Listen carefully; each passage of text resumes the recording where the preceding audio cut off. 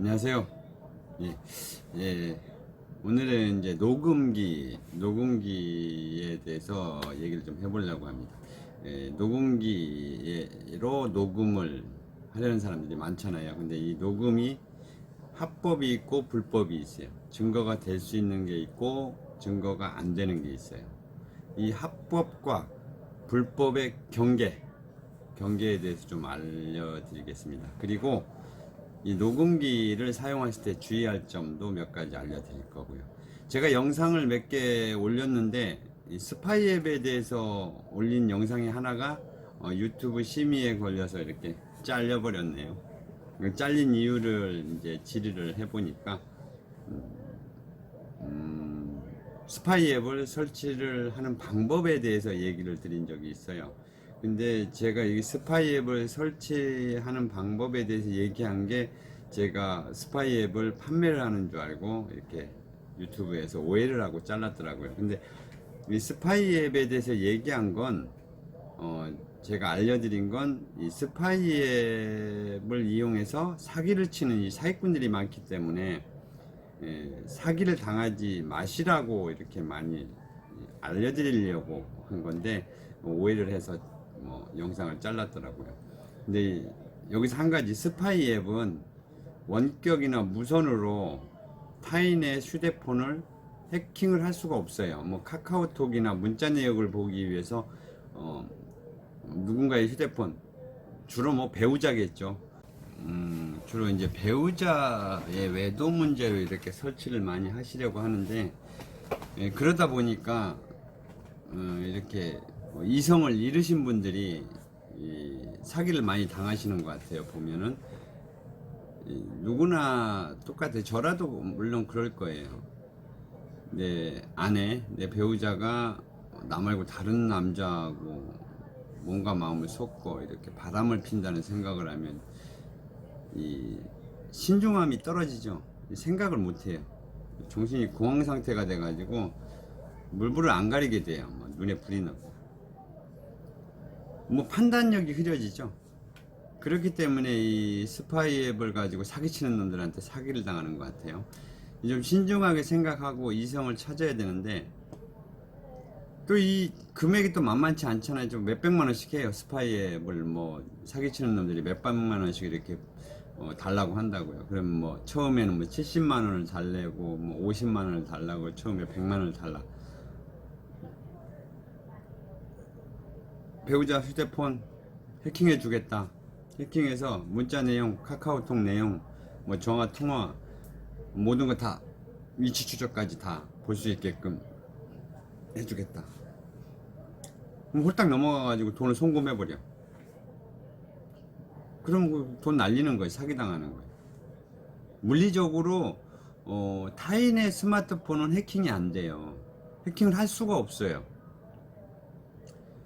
해킹할 수 있는 거는 직접 배우자의 스마트폰을 가지고 와서, 예를 들어서 배우자가 술 먹고 들어온 날 자고 있어. 그럼 몰래 배우자의 휴대폰을 갖고 와서 스파이 앱을 직접 프로그램이 들어있는 USB를, 스파이 앱 해킹 프로그램은 있어요.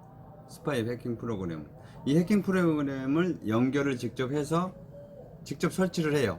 그리고 어플을 숨겨버리고 다시 배우자 옆에다 놔둬요. 그럼 그때부터는 내 휴대폰으로 내 배우자의 위치, 문자 내용, 통화 내용을 다 볼 수가 있는 거예요.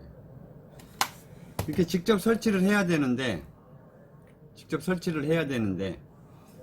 배우자가 갖고 있는 휴대폰을 어느 날 배우자 모르게 해킹을 한다? 무선으로 해킹을 해서 몰래 스파이 앱을 설치를 한다. 이건 불가능하다는 거예요. 물리적으로. 근데 이걸 해주겠다고, 몰래 무선으로 해주겠다고 사기를 치는 놈들이 있어요. 스파이 앱을. 근데 거기 홀딱 넘어가서 돈을 입금해서 사기당하는데 절대 안 된다는 거. 근데 그 내용으로 유튜브 사기를 좀 방지하기 위해서 그 내용을 유튜브로 올렸더니 유튜브에 심의에 걸려서 잘렸어요. 잘린 이유가 내가 그 스파이 앱을 판매하는 줄 아는데 저는 스파이 앱 판매하지 않습니다. 아셨죠? 자, 그러면 이제 본론으로 들어가서 이 녹음기의 합법과 불법의 경계, 이 경계가 참 모호한데 그냥 간단해요. 이건 이제 통신비밀보호법, 일명 통비법이라고 그래요. 이 통비법이 생긴 거는 옛날에 이제 김영삼 대통령 시절에 만들어진 거예요. 그때 이제 부산에 초원복집이라는 데가 있는데 거기서 이 고위층을 도청을 한 사건이 있었죠. 그 사건이 벌어지고 나서 이 통비법이 생긴 거예요. 근데 이 통비법이 엄청 세요. 통신비밀보호법이 세지만 피해갈 방법은 있어요. 말하자면 이 통비법은 이제 말하자면 통신비밀보호법이라고 하는 건데 타인 간의 대화를 내가 참여하지 않은 상태에서 녹음을 해서 듣는 걸 불법으로 간주하고 있죠. 근데 내가 그걸 불법으로 녹음을 했지만 그 녹음한 사실 나만 알고 있으면 아무 상관없겠죠. 법에 걸릴 일 없겠죠. 예. 이 말은 무슨 말이냐면 내 배우자가 바람을 피우고 있는 것 같아. 응? 그래서 차에 녹음을 했어요. 집에다 놓고 녹음을 했어. 나 없을 때 몰래 녹음기 갖다 놓고 차에다 몰래 녹음기 갖다 놓고 사무실에서 누군가와 통화하는지 몰래 갖다 녹음을 했어. 녹음한 자체는 불법이 아니잖아요. 그죠? 녹음을 했어. 그러면 녹음기를 나중에 이제 회수해서 들어봤어. 근데 배우자가 내 남편, 내 마누라가 다른 남자, 다른 여자하고 통화를 해. 사랑해, 어쩌고 저쩌고, 어디서 만나, 우리 언제 어디 놀러 갈까, 어제 좋았어, 어제는 좋았어, 뭐 어쩌고. 진짜 뚜껑 열릴 대화 내용이 녹음이 돼 있어. 예. 돌아버리죠? 그러면 남편한테, 마누라한테, 너 녹음기 들어봐. 너 누구하고 지금 바람피지? 녹음 다 해놨어. 이렇게 얘기하면 어떻게 되겠어요? 상대방이 어떻게 되겠어요? 너 나 몰래 녹음했지? 불법 도청이야. 너 신고할 거야. 고소할 거야. 이렇게 나오겠죠? 그런데 그 내용을 나만 가지고 있어. 나만 알고 있어. 속만 부글부글 끓고 있어.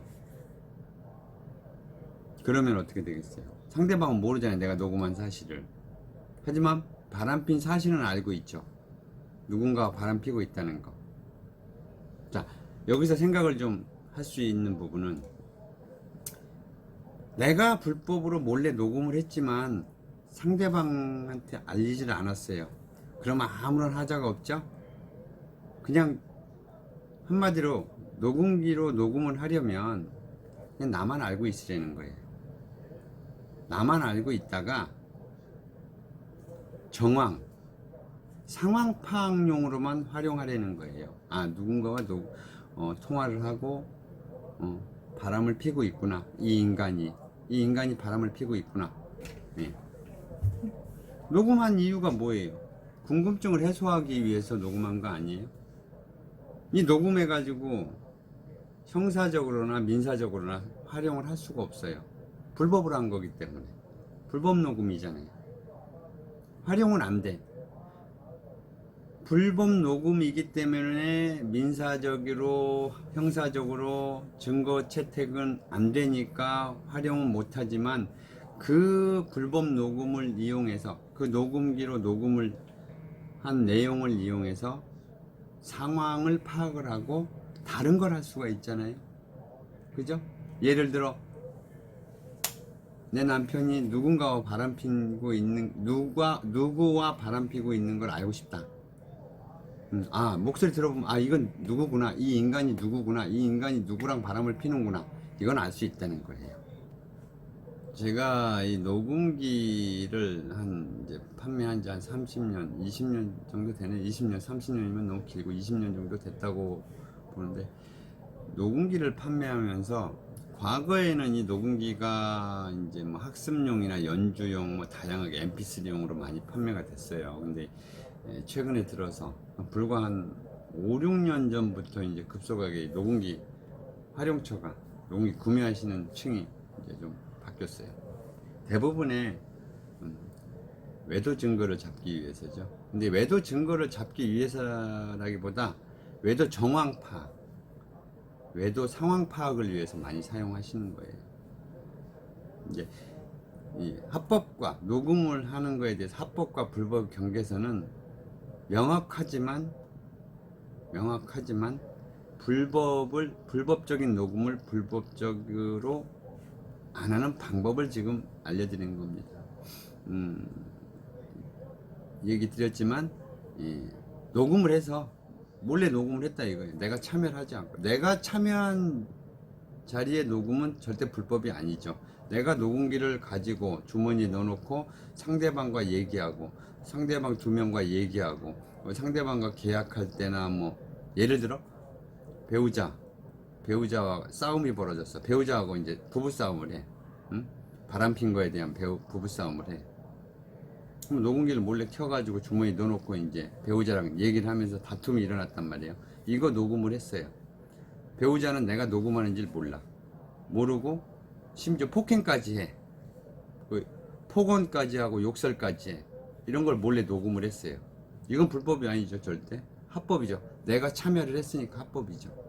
요거는 법원에 증거자료 제출도 돼요. 폭언, 폭행, 바람핀 사실에 대한 이야기를 나 바람 폈어. 누구랑 만나서 바람 폈어. 이런 게 다 고스란히 녹음이 됐어. 요건 법원에 민사적으로 또 폭행까지 했으니까 형사적으로 증거자료를 활용할 수가 있습니다. 제출하면 정상적으로. 단 아까 얘기했지만 불법은 내가 참여하지 않은, 예를 들어 차량 안에다가 몰래 녹음을 하고 혼자서 배우자가 운전하면서 누군가와 통화를 해. 바람피는 상대방하고 통화를 해. 요건 몰래 녹음이죠. 요건 불법이에요. 내가 없는데 집에다가 침실에다 녹음기를 놔뒀어. 몰래 누군가와 통화하는 걸 들으려고. 요것도 불법이죠. 요 차량 녹음과 집에 녹음한 거, 이 두 가지는 엄연한 불법이에요. 불법이지만 나만 알고 있기 때문에 불법이 아닐 수 있죠. 이걸 법원에, 이 녹음한 내용을 법원에 제출하면 불법이 되는 거예요. 이거는 불법 녹음이죠. 내가 참여를 안 했으니까. 합법과 불법은 이런 차이가 있어요. 내가 참여하지 않은 건 불법이고 내가 참여한 건 합법이 되는 거예요. 단지 그 불법적으로 수집한 녹음은 법원에 제출을 하지 않고 상황 파악용으로만 사용하시려는 거예요. 알고만 있으려는 거죠. 내가 차량에다 녹음을 몰래 했어. 누구와 바람을 피는지 알고 싶어서 녹음을 했어. 그럼 목소리 들어요. 아, 이놈하고 바람을 피는구나. 목소리 알겠다. 근데 목소리 몰라. 그래서 좀 더 정황을 알고 싶어서 또 녹음을 해. 또 녹음을 하고. 그래서 다른 목적을 완성시키기 위해서 불법 녹음, 차량 녹음을 하는 거죠. 이 녹음을 해서 상황을 듣고 이렇게 해야겠다. 그래서 합법적인 증거 수집을 하는 거지. 이 불법 녹음을 해서 합법적인 증거 수집을 위한 기초 작업을 하는 거지. 기초 작업. 그렇게 해야지 녹음을 해가지고 녹음 내용에 뚜껑 열려서 들이대고 녹음 다 돼 있어. 너 누구랑 바람 폈잖아. 그럼 가만히 있겠어요? 그 사람이 신고하지. 나 도청했다고. 절대 그렇게 하면 안 돼요. 아무리 열받고 뚜껑이 열리는 상황이 되더라도 불법적으로 녹음한 건 절대 외부에 발설하면 안 돼요. 외부에 발설하면 내가 피해자가 되잖아. 아니, 피의자가 돼요. 피해자에서 피의자가 돼요. 내가 처벌받는단 말이에요. 그러니까 녹음을 하더라도 나만 알고 있으면 돼요. 정황 파악용으로만 사용하시라는 거예요. 그죠? 물론 내가 이런 말 하는 게 이제 불법을 방조한다고나 할까? 방조한다는 감은 있는데, 그렇다고 해서 내가 이 말을 안 한다고 해서 안 하실 거 아니잖아요. 하실 거잖아요, 여러분들이. 그러니까 주의할 점을 알려드리는 겁니다. 제가 주의할 점. 통신비밀보호법이라는 게 다른 이런 죄보단 약간 무거운 감이 있어요. 좀 강한 처벌을 받는 죄예요. 근데 제가 이 영상을 올리는 건 못 모르고 녹음해서 그걸 증거자료를 제출하려고 하면 물론 변호사를 사겠죠. 이런 이제 배우자 간의 문제로 인한 이제 민사적인 뭐 이혼 소송이나 이런데 걸리면 변호사의 도움을 받아야 되기 때문에 변호사를 사겠지만 변호사가 제지하겠죠. 이건 불법적인 녹음이기 때문에 증거자료 제출이 안 된다. 물론 걸러지겠지만 혹시나 해서 얘기 드리는 겁니다. 반드시 몰래 녹음한 녹음 내용, 녹음 자료는 다른 목적을 완수하기 위해서 참고적인 자료로 활용을 하셨으면 좋겠다는 얘기입니다. 꼭 그렇게 하셔야 되고 내가 참여하지 않은 몰래 녹음을 증거 자료로 활용하거나 당사자한테 발설하는 행위, 이건 절대 좀 조심해 주시고 자중하셔야 됩니다. 아무리 뚜껑이 열려도 대부분이 뭐 이제 징역 가거나 교도소 가거나 그런 일은 대부분 없고 대부분 이제 벌금형으로 약식 기소하는 경우가 대부분 그러더라고요. 이제 벌금형을 감수하고서라도 내 억울함을 풀고 싶다면 얘기하세요. 난 벌금은 낼 수 있어요. 배우자가 신고를 해가서 고소를 하면 내 억울함만 풀 수 있다면 그까지 벌금형 집행유예 달게 받겠다. 그럼 얘기하세요. 하지만 뭐 벌금도 낼 필요 없고 집행유예도 받으면 안 되잖아요. 조심하는 게 좋죠. 억울해도 참고적인 자료를 활용하고 다른 뒷조사를 해서 한번 맞춰보세요. 퍼즐을 맞춘다 그러죠. 이거 저거 이 증거를 수집을 해서 퍼즐을 맞춰보세요. 그럼 해답이 나와요. 이걸 어떻게 풀어가야 될지, 내 남편 내 마누라가 바람피는 걸 어떻게 해결을 해야 될지 퍼즐을 맞춘다 생각하고 녹음하시고 위치 추적하시고 하시면 되는 거예요. 그 모든 과정은 나만 알고 있으라는 거예요. 외부에 발설을 하지 말라는 거죠. 물론 내 남편 내 배우자가 다른 남자 다른 여자와 바람핀다 그러면 진짜 순간순간 진짜 죽여버리고 싶죠. 뚜껑 열리고 스팀이 팍팍 올라오지. 그렇잖아요. 그렇지만 이성을 찾고 현실적으로 생각을 하려는 거예요. 내가 다치니까 나만 알고 모든 것을 완벽하게 될 때까지는 나만 알고 퍼즐을 맞추려는 거예요. 그래서 최후의 결단을 내려서 증거 자료를 모아 수집을 해서 최종적으로 생각을 하시려는 거지. 증거는 차고 넘칠수록 좋아요. 많으면 많을수록 좋고, 모든 증거 자료는 최종 순간에 오픈하는 거예요. 이거 조금 녹음했다고 이거 갖다가 들이대고 저거 조금 알아냈다고 들이대고 이거 아무런 효과 없어요. 분란만 더 심해져요. 차고 넘칠 정도로 증거를 수집을 하세요. 그래서 다 모으세요. 기록으로 남기세요. 언젠간 써먹거든요, 그걸. 그렇게 해서 한 번에 확 오픈을 해야지. 요거 좀 절대 그런 하지 마시라고.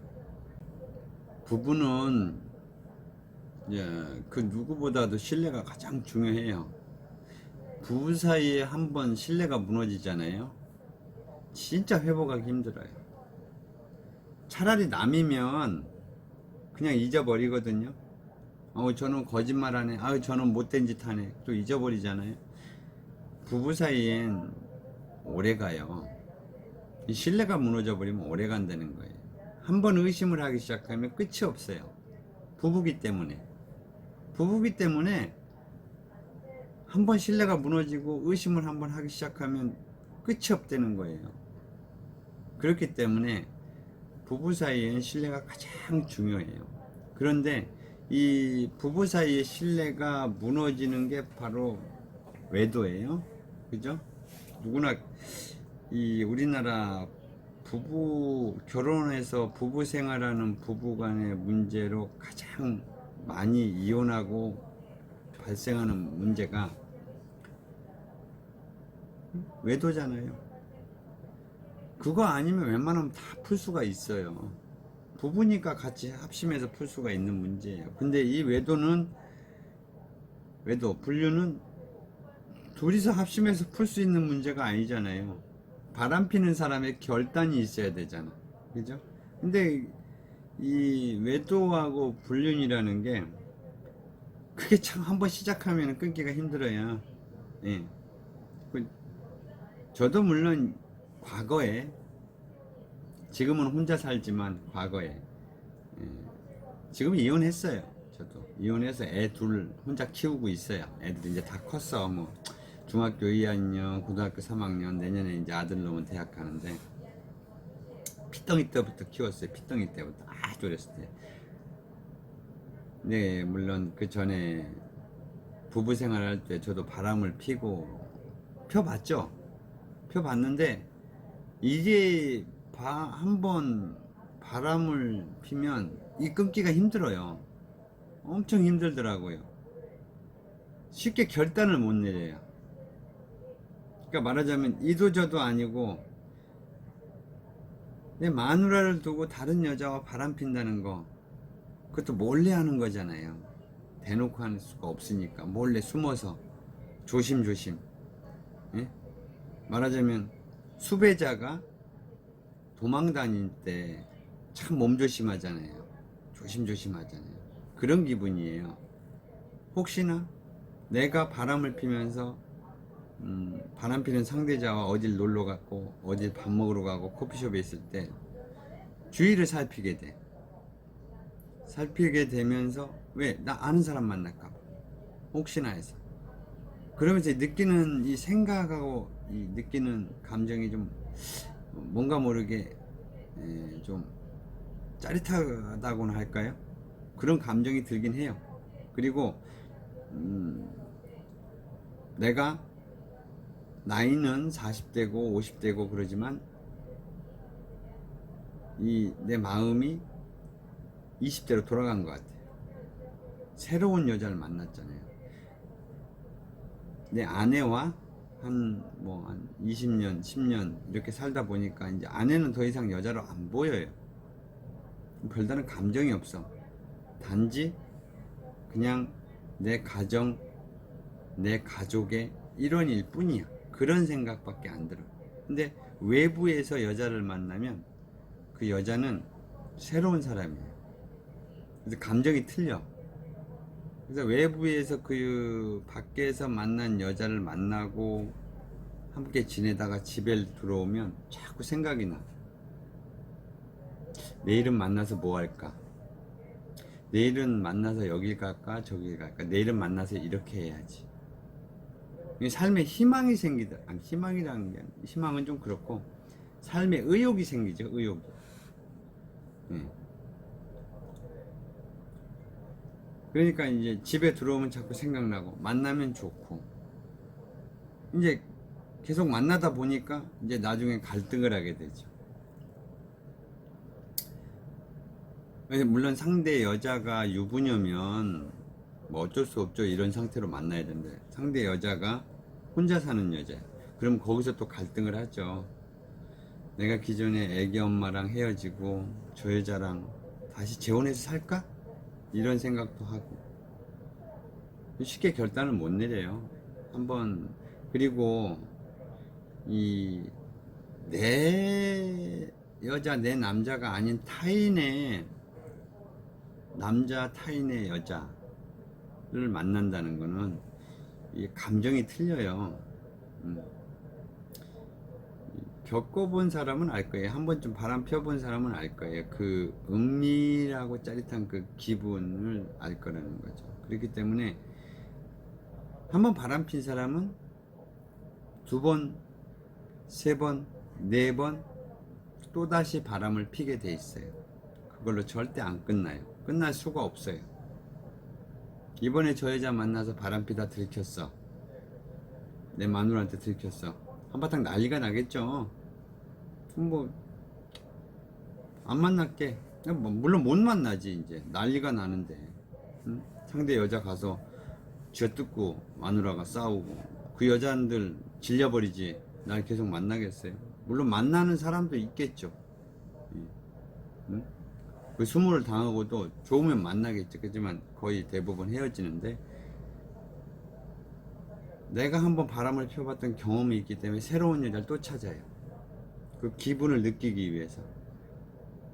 그게 좋은 거거든. 엄청 좋거든. 못 잊어요. 한번 바람 핀 거는. 남자나 여자나 똑같아요. 여자가, 특히 여자들은 바람 피고 나면 남편한테 들키면 수치심 때문에 남편하고의 관계가 쉽게 회복이 안 돼요. 과거로 회복이 잘 안 돼요. 남자들의 바람은 부부 사이의 신뢰 회복이 좀 빨라요. 빨리 될 수가 있어요. 뭐 우리나라 이 사회 분위기 때문에 그런지 모르지만, 남자가 외도하는 걸 조금은 용인해주는 그런 분위기 있잖아요, 사회. 이 여자나 남자나 인간이기 때문에 어쩔 수 없어요. 뭐 특히 사회생활을 많이 하는 여자나 사회생활을 많이 하는 남자나 어쩌다가 우연하게 찾아온 외도의 기회에 이걸 놓치려고 하지 않아요. 특히 40대가 넘어가면 좀 그런 경향이 좀 심해지는 것 같아요. 거부를 못하죠. 20대 30대 초반 때는 잘 모르는데 40대 넘어가고 50대가 되면, 내가 사회생활 하는데 누군가 나에게 호감을 가져주는 거, 이거 되게 좋아해요. 되게 좋아한다고. 내가 밖에서 사회생활을 하면서 어떤 여자가, 응? 호감이 가는 정도의 여자가, 미모의 여자가 나한테 호감을 갖고 접근을 한다? 이거 마다할 남자 없어요. 누가 마다하겠어요? 그 사람이 나한테 호감을 갖고 접근을 하는데, 저 여자 미친년인가? 이럴 사람이 있어요? 그 사람이 호감을 갖고 나한테 접근을 하는데, 그리고 내가, 어떤 남자가 나에 대해서 호감을 갖고 접근을 하고, 말하자면 참 매너 좋게 행동을 해요. 참 잘해줘. 자상하고. 그냥 넘어가는 거지. 다 그렇게 시작이 되는 거예요. 물론 의도적으로 무슨 목적을 가지고 접근할 수도 있겠죠. 사기치려고. 그런데 그 정도의 판단을 하잖아요, 다들. 그죠? 그래서 우연한 기회에 외도와 불륜은 시작이 된다고 하는 거예요. 근데 이거를 뿌리칠 수 있는 사람은 없어요. 인간이기 때문에. 인간이기 때문에 뿌리칠 사람은 없다는 거예요. 진짜 뭐 남편이 이제 뭐 집에 들어왔어. 집에 들어왔는데 하얀 팬티 속옷 하나만 딸랑 걸치고 배는 불룩 튀어나와가지고, 방구 뿡뿡 거실에서 뿡뿡 끼고 다니고, 밥 먹다 말고 틀은 뻑뻑 하고, 화장실 뿡뿡 그냥, 이게 볼일 보고, 진짜. 특히 남자들 변기에 대고 서서 오줌 싸는데, 그럼 오줌 다 튀잖아요, 이 변기에. 남자들도 변기에 앉아서 좀 소변을 보면 좋잖아요. 조용히 쫙 폭포가 떨어지는 소리 나게끔 막 그냥 소변을 뭐 변기에서. 이거 여자들이 싫어해요. 아무리 내 마누라지만 지킬 건 지켜야 돼. 최소한의 예의는. 앉아서 소변 보고 조용히.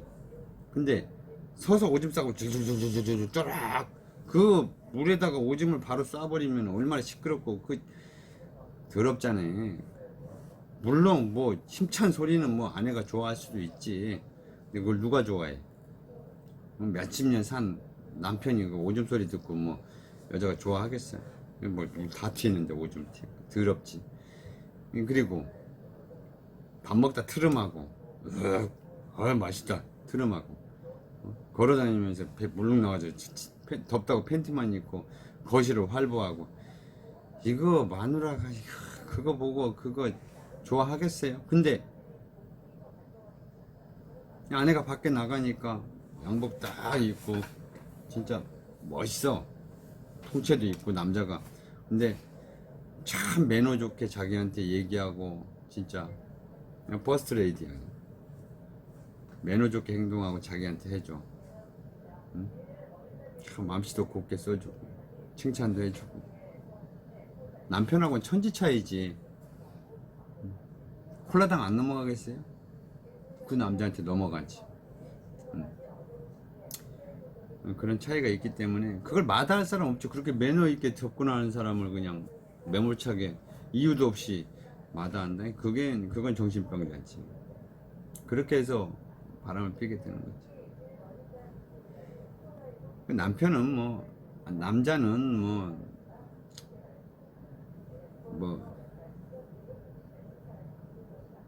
대부분의 남자는 그래요.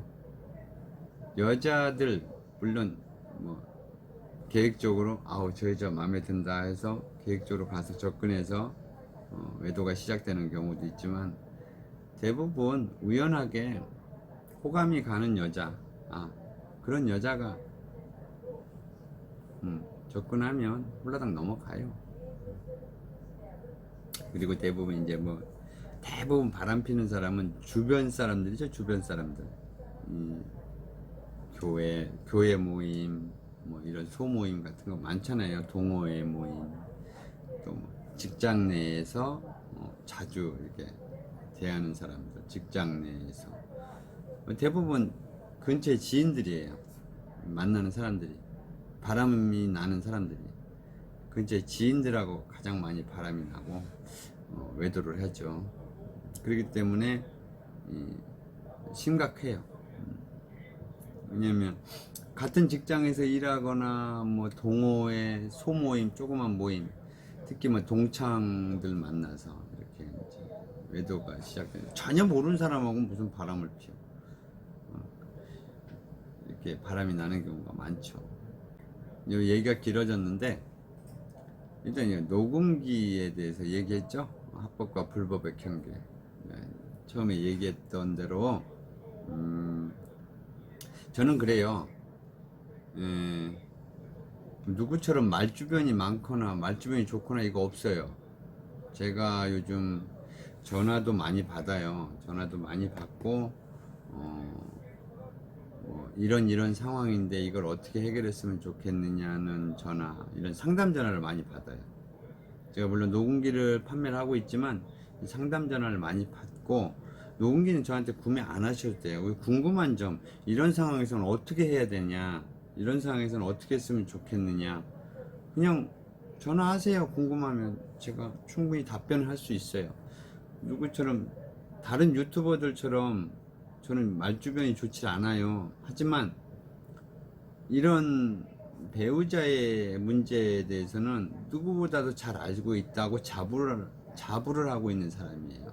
왜냐면 한 20-30년간 그 계통에서 이렇게 생활하다 보니까 많은 상담도 해봤고 해결도 해드렸고 그렇기 때문에 많이 알아요. 그러니까 궁금하시거나 답답할 때 전화 주세요. 상담은 제가 해드릴 테니까요.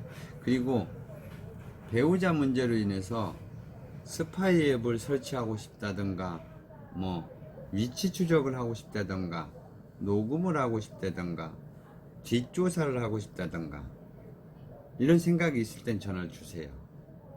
그거에 대한 상담을 해드릴 테니까. 무턱대고 아무데나 흥신소에 의뢰해야지. 네이버 검색해서 흥신소 있네? 여기다 의뢰해야지. 이런 짓 하지 말라는 거예요. 막 검색해보니까 누가 스파이 앱 설치해준대. 돈 돈 100만 원 주니까 100만 원만 주면 스파이 앱을 배우자 몰래 해준대. 전화해서 돈 송금하고. 이거 하지 말라는 거예요. 사기당한다는 거지. 예? 한 번쯤 전화를 저한테 한번 주시고 신중하게 생각을 해보시라는 거예요. 그리고 모르시잖아요. 뭐가 합법적인 건지, 뭐가 불법적인 건지,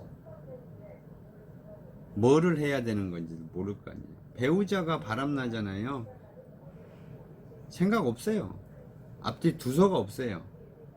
뭐가 1번이고 뭐가 10번인지 모른다는 거죠.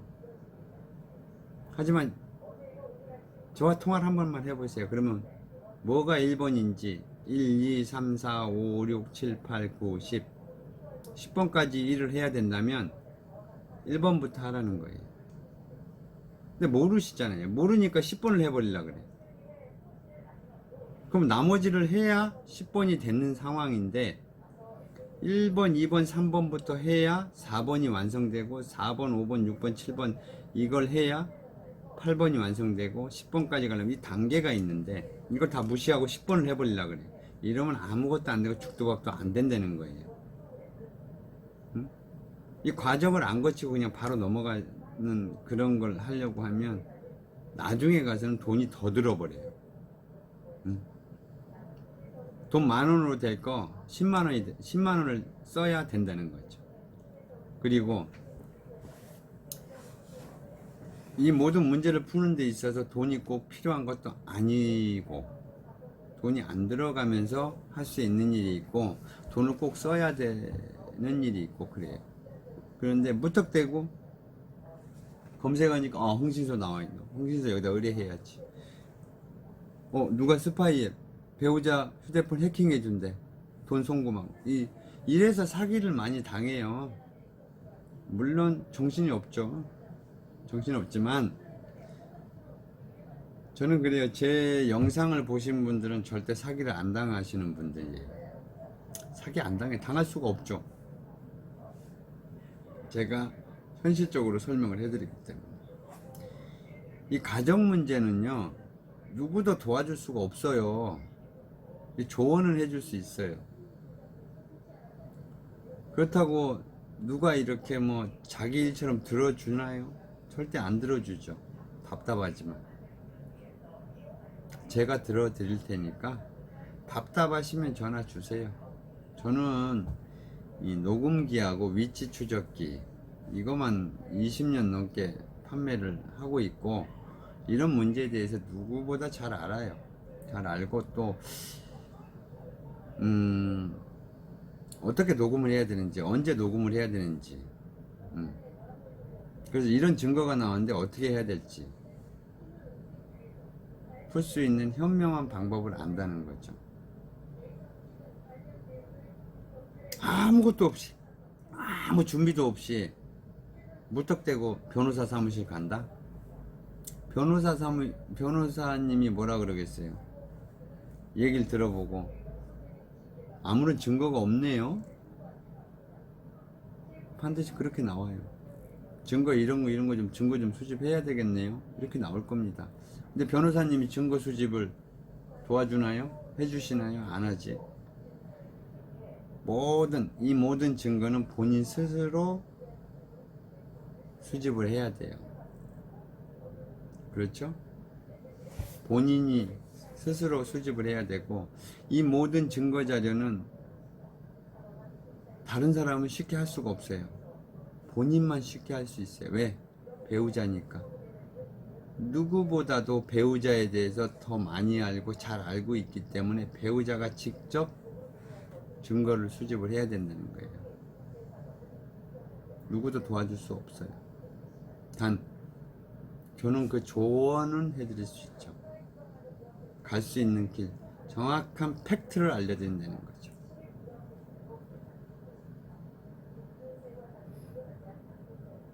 여러분이 저한테 전화를 주셔서 저와 만약에 통화가 된다면 상황을 설명해 주시면 저는 몇 마디만 들어보면 그 상황에 대해서 알 수 있어요. 누구보다도 더 잘 알아요. 아주 다양한 상황에 있는 사람들, 그 사람들과 참 많이 통화를 해봤습니다. 건설 노동자,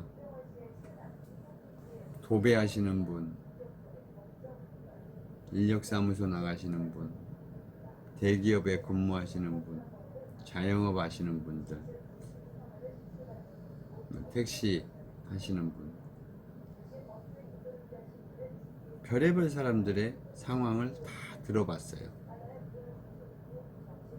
다 특성이 있습니다.